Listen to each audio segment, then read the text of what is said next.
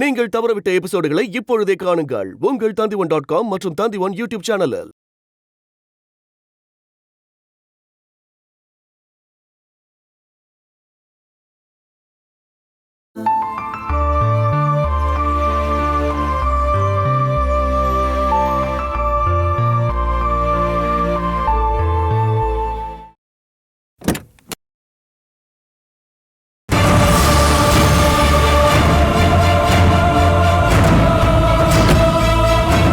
சொல்ற இடத்துல டிராப் பண்ணுங்க.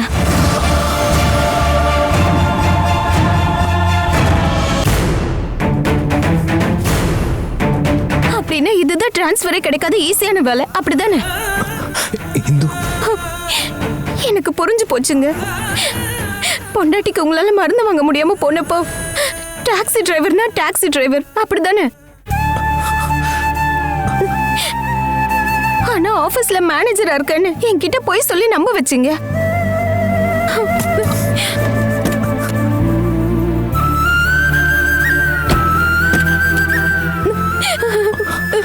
சாரி இந்து, எனக்கு வேற வழி தெரியல.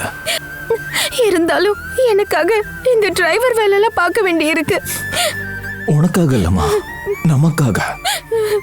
நான் எப்பயும் சொல்லிக்கிட்டு இருப்பேன்ல, நம்ம குழந்தைக்காகன்னு. இத நான் எப்பயுமே கேவலமா நினைச்சதுல இருந்தோ, எல்லா வேலைக்கும் அதுக்கான ஸ்டேட்டஸ் இருக்குல்ல இருந்தோ, பணத்தோட மதிப்பு என்னன்னா இப்ப எனக்கு நல்லாவே தெரியும். இருந்தாலும் நீங்க என்கிட்ட கூட சொல்லாம. இந்து, இது என்ன வீடா என்ன? சும்மா அழுதுகிட்டு இருக்க.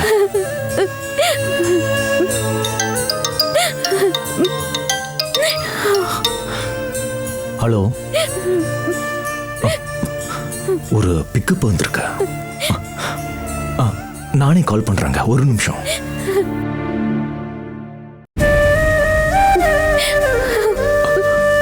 இந்து, நான் இறங்கிக்கிறேன், நீங்க போயிட்டு வாங்க.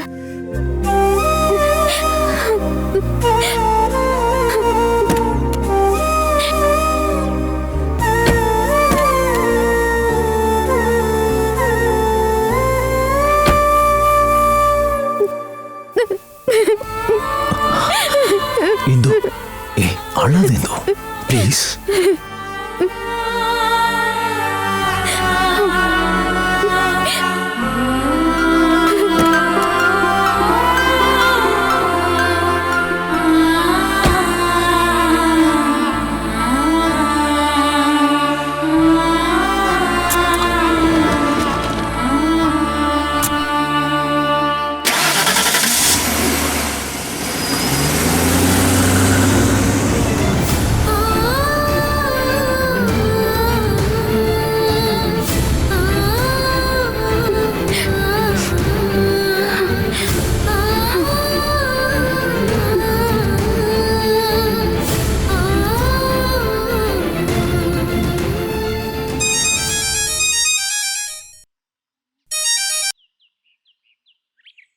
ஹலோ, பார்வதியை பார்க்க போனேன், அப்படிதானே? பண்ண வேணான்னு சொல்ற வேலையை பண்றது அது ஒரு நல்ல பழக்கம் இல்லை. இதுக்கப்புறம் நீ இந்த ஊர்ல இருந்தனா நீ பார்வதியை மறுபடியும் பார்க்கணும்னு நினைப்ப. அதனால இந்த ஊரை விட்டு நீ போகணும். நீங்க யாரு? எதுக்காக என்ன இப்படி டார்ச்சர் பண்றீங்க? டார்ச்சரா? இதெல்லாம் ஒரு டார்ச்சரே கிடையாது. நான் உண்மையா டார்ச்சர் பண்ண ஆரம்பிச்சா விஷயத்துக்கு வர. நீ பார்வதியை பார்க்க போகக்கூடாது. அதுக்கு இருக்கிற ஒரே வழி நீ இந்த ஊரை விட்டு போறது தான். ஒருவேளை என்ன நீ ஏமாத்தலாம்னு நினைச்சேன்னா உன் நாட்களை எண்ண வேண்டியதா இருக்கும். யாரோட நாட்கள்னு இப்ப என்னால சொல்ல முடியாது. ஒருவேளை அது பார்வதி கூட இருக்கலாம். அருணா இருந்தா எனக்கு இன்னும் ஈஸியா இருக்கும். அவர் தினமும் கார்ல தானே போறாரு. ஒரு ஆக்சிடென்ட் கிரியேட் பண்றது ரொம்ப ஈஸி. தயவு செஞ்சு எங்களை டார்ச்சர் பண்ணாதீங்க. இல்ல, டார்ச்சர் பண்ணல. ஆனா நான் நினைச்சது நடக்கணும். இன்னைக்கோ நாளைக்கோ போகணும்னு அவசியம் இல்ல. ஆனா கொஞ்சம் டைம் தரேன். என்ன? அதுக்குள்ள அருண் கிட்டயோ போலீஸ் கிட்டயோ சொல்லி என்ன புடிச்சு கொடுத்துடலான்னு கணக்கு போடாத. அதுக்கப்புறம் என் நடவடிக்கை இப்படி இருக்காது. ரொம்ப நேரமாயும் டாக்ஸி எதுவும் வரலையே, நான் வேணா வந்து ஹெல்ப் பண்ணவா? என்ன, நான் டிராப் பண்ணவா?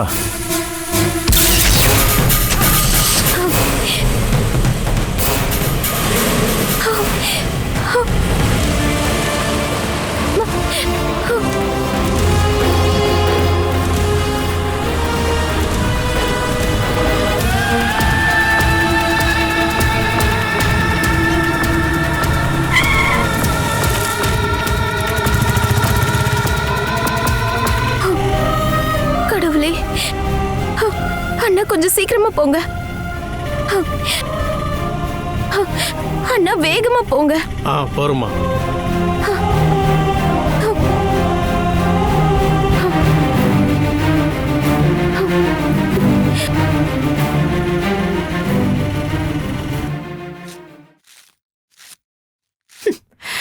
இங்க இருக்கிற எல்லா வேலையும் நான் தான் பார்க்கணும்.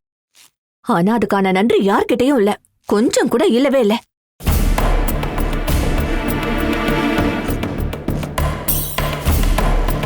கைய கழுவிட்டு வந்து உட்காரும் போது சாப்பாடு ஐட்டம்லாம் தயாரா இருக்கணும் எல்லாருக்குமே. ஆனா சுமதி பண்ண சாப்பாடு குழம்பெல்லாம் சூப்பரா இருக்குன்னு ஒரு வார்த்தை அதை யாரும் சொல்ல மாட்டாங்க.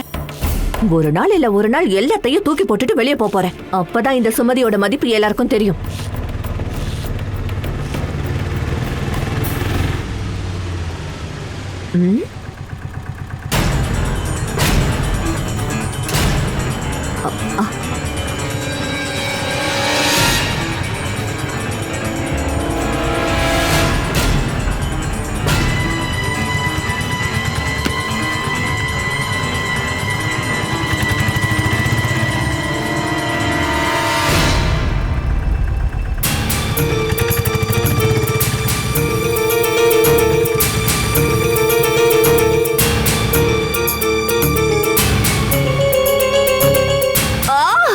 ஐயோ, யாராவது வாங்கல.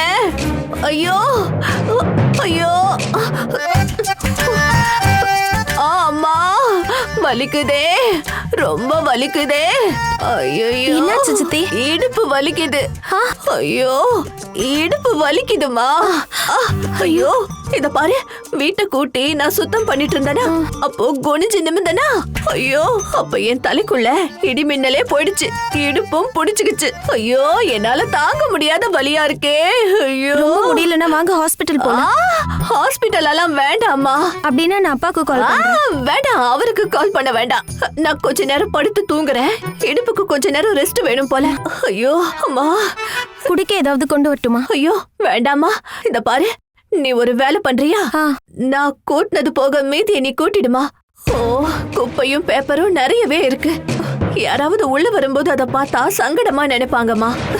ஐயோ, கொஞ்சம் அதை கூட்டி வாரி போட்டுருமா, தயவு செஞ்சு போமா. என்னால முடியலையே, வலிக்குதே.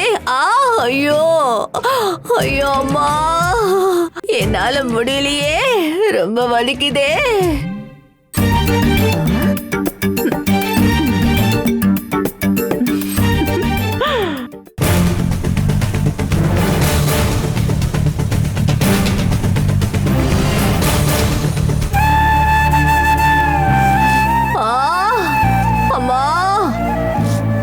ஐயோ வலிக்குதே.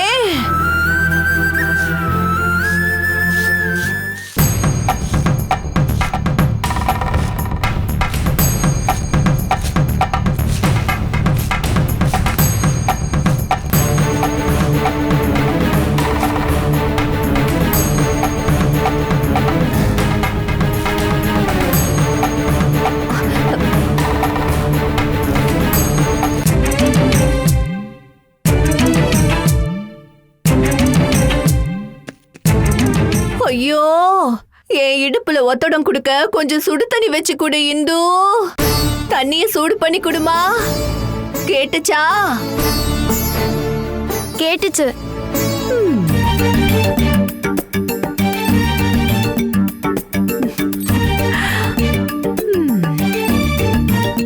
இந்து, தண்ணி நல்லா எல்லாம் சூடா இருக்கட்டும்.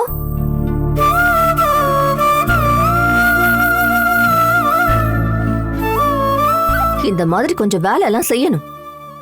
அப்பதான் இவ தெனாவட்டம் அடங்கும். இவ கர்ப்பத்துக்கு எந்த பிரச்சனையும் வராது.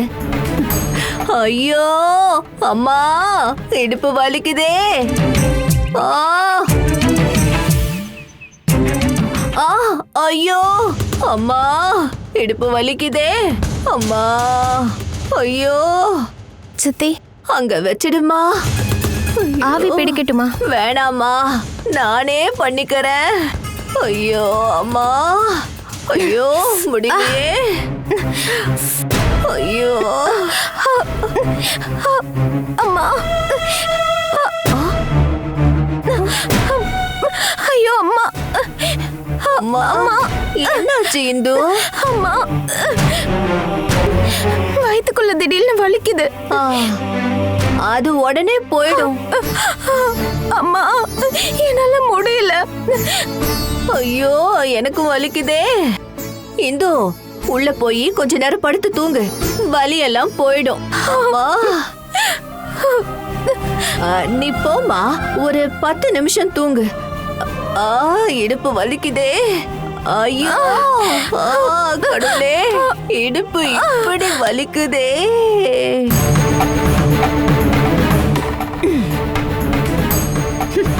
வலிக்குதான், ஒரு வேலை சொன்னா உடனே வலி வந்துருச்சுன்னு நடிப்பா.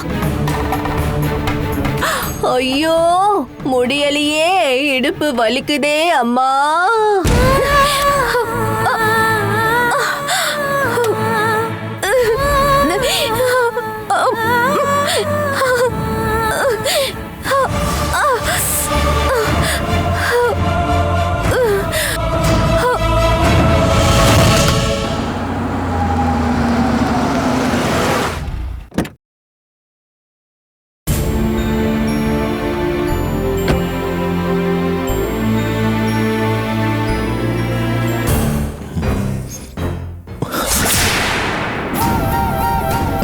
இந்து, இந்து, இந்து, இந்து, இந்து, இந்து, என்னாச்சு உனக்கு?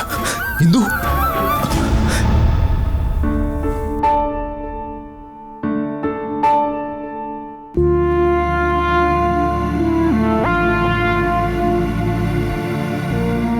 கையை நேர வச்சுக்கோங்க. இது வலிக்கான இன்ஜெக்ஷன் தானே சிஸ்டர்? அதெல்லாம் இல்லைங்க.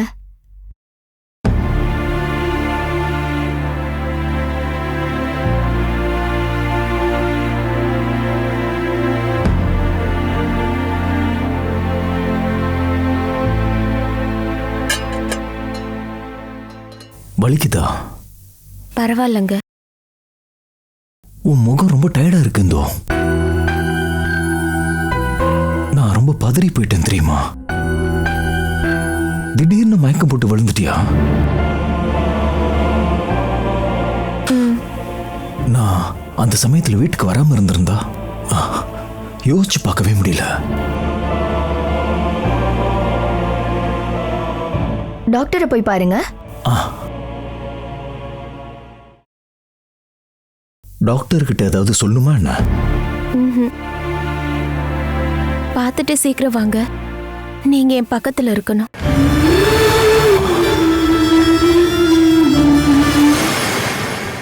பிளட் கம்மியா இருக்கு இந்துலேகாக்கு. தேவையான ஃபுட் சாப்பிடுறது இல்லையா? பொதுவாகவே அவள் லேட்டா தான் சாப்பிட்றா. அப்படியெல்லாம் சொல்லக்கூடாதுங்க. சாப்பாடும் சப்பாத்தியும் சாப்பிட்டு எந்த பிரயோஜனமும் இல்லை. காய்கறிகளும் ஃப்ரூட்ஸும் தான் இந்த சமயத்துல அவங்க சாப்பிடணும். அவங்க பாடி ரொம்ப வீக்கா இருக்கு. வீட்டு வேலையெல்லாம் வைஃப் தான் செய்யறாங்களா என்ன? இல்லையே டாக்டர். அப்புறம் ஏன் அவங்க அவ்வளவு டயர்டா இருக்காங்க? அது இங்க பாருங்க, இந்த மாதிரி வீட்டு வேலையெல்லாம் செய்யறதுக்கான தெம்பு அவங்க கிட்ட இல்ல. ஏன்னா ரொம்ப வீக்கா இருக்காங்க. ஸ்கேன் ரிப்போர்ட் வரட்டும், நான் கூப்பிடுறேன்.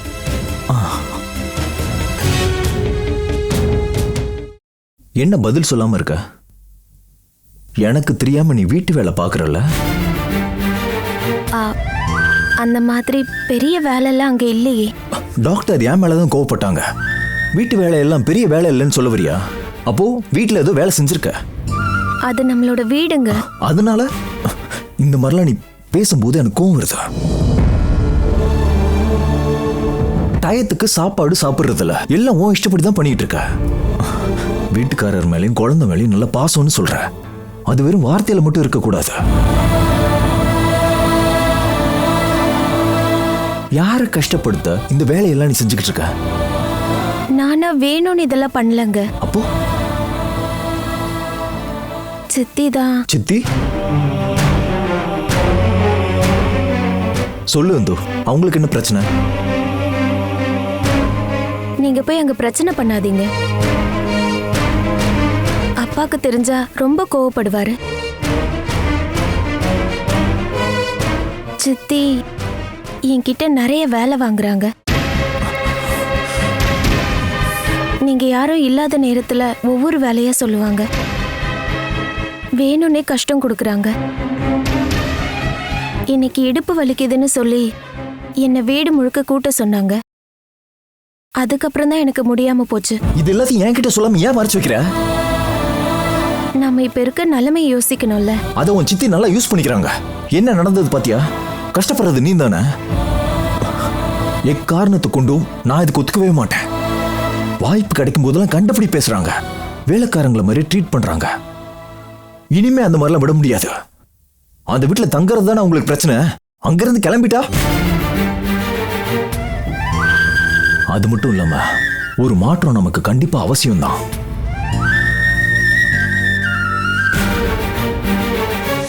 நீ பார்வதியை பார்க்க போக கூடாது. அதுக்கு இருக்கிற ஒரே வழி நீ இந்த ஊரை விட்டு போறதுதான். நீ என்ன எதுவும் பேசாம இருக்க?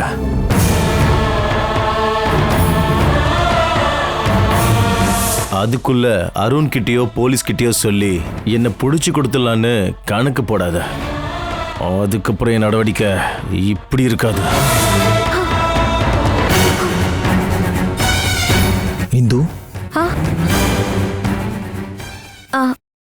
அப்படியே பண்ணலாங்க. இங்கிருந்து போயிடலாம். நீங்க சொன்ன மாதிரியே நமக்கு ஒரு மாற்றம் வேணும். ஆனா நம்ம போற இடத்துல நீங்க இந்த வேலை பார்க்க கூடாது. வேற ஏதாவது வேலையை கண்டுபிடிங்க. அது ஈஸியான விஷயம் இல்லைன்னு உனக்கு தெரியும்ல. நீங்க எப்படி வாழ்ந்துட்டு இருந்தீங்க? என்ன கல்யாணம் பண்ணதுக்கு அப்புறமா உங்க வாழ்க்கை இப்படி ஆயிடுச்சு. நீங்க டாக்ஸி ஓட்டுறீங்கன்னு சொல்றத என்னால சத்தியமா ஏத்துக்க முடியலங்க. நாம யாருக்கும் தெரியாத ஒரு இடத்துக்கு போயிடலாம். அப்புறம் இந்த தன்மான பிரச்சனையெல்லாம் இருக்காது.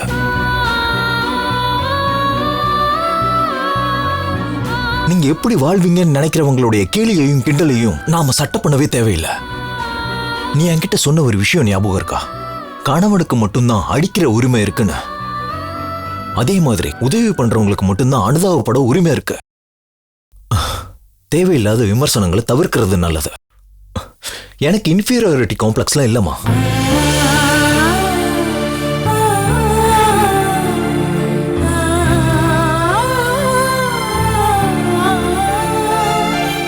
யாரும் என் கூட இல்லைனாலும் பரவாயில்ல, நீ தான் என் இன்ஸ்பிரேஷன்.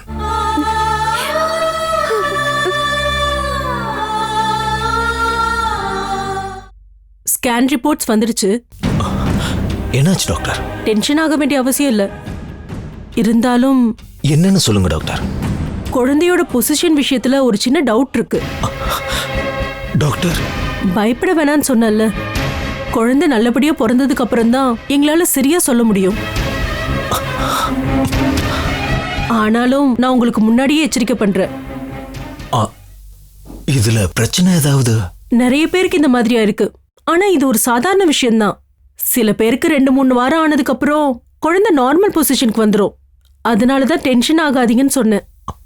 ஒருவேளை சாதாரண நிலைமைக்கு குழந்தை வரலனா சர்ஜரி பண்ண வேண்டியதா இருக்கும்.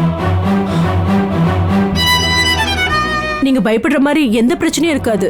அம்மாவும் குழந்தையும் சேஃபா தான் இருப்பாங்க. நீங்க பயப்பட வேண்டாம்.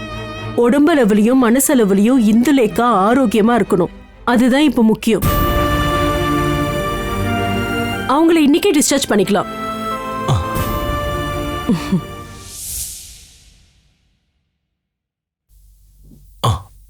ஹலோ, நான் ஒரு வீட்டை பத்தி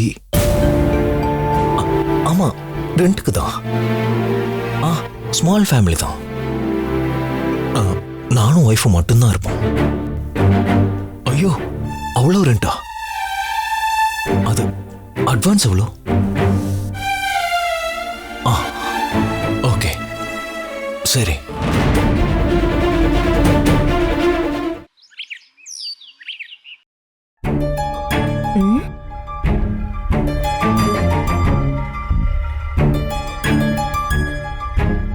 ஹாஸ்பிட்டல்ல இருந்து வந்ததுக்கு அப்புறம் 2 பேரையும் ஆளைய காணுமே. ரூமை லாக் பண்ணிட்டு உள்ளேயே ஏதோ பிளான் பண்றாங்க போல. என்னவா இருக்கும்?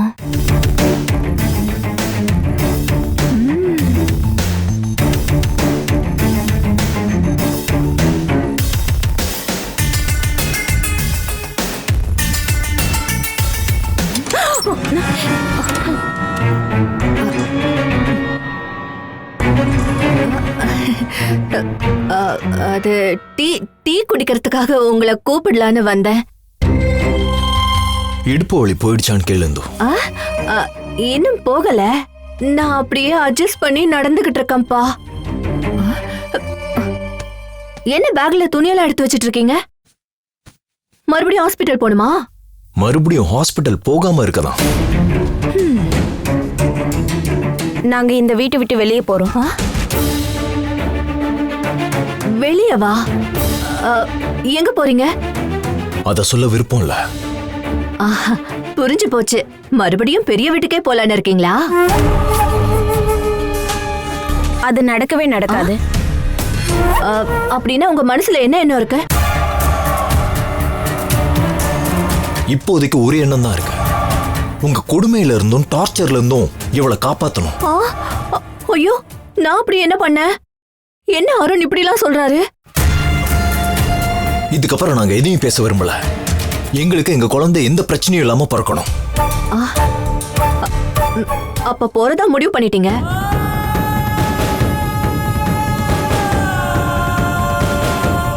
Catch us on TV, Tandivan.com, Facebook and YouTube.